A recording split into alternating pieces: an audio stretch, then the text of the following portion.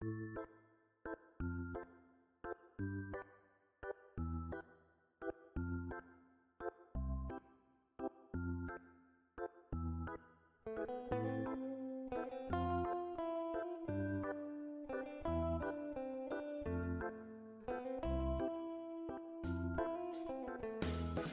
覺唔覺得煮嘢食其實分兩種人，一種係為咗生存，另一種係為咗享受過程嘅呢？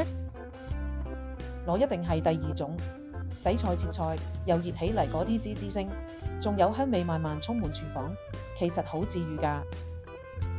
但你又好似心情 chef 嚟㗎喎。係啊，開心就落足料，擺到好似開 party 咁；唔開心就煮即食麵麵配餐蛋，連碗都懶得用，成煲上。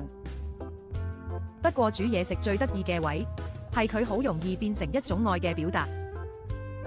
我以前就係咁諗，所以專登去上咗個法國同西班牙嘅烹飪班。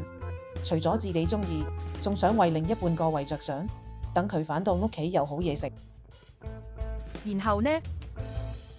有一次我花咗好多時間整咗個龍蝦意粉，一心諗住俾佢驚喜，點知佢一入門口第一句唔係讚，而係話唔好整啲咁複雜嘅嘢啦，咁嘥時間同心機。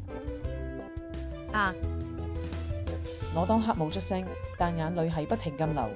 佢即刻道歉，但我知道佢根本唔明點解我會咁，因為佢冇睇到嗰碟嘢背後其實係你嘅心意。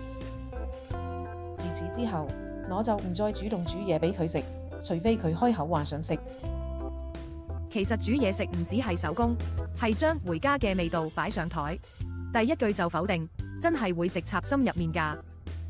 搬嚟日本之後，反而唔同咗。呢邊食材又靚又平，加埋我而家打自由工，幾時煮幾時食都得，慢慢揾返嗰份樂趣返嚟。好似重新 reset 咗煮嘢食嘅意義，而家係為自己、為中意嘅人去煮，而唔係為必須嘅人。係啊，咁樣先煮得返快樂啊嘛。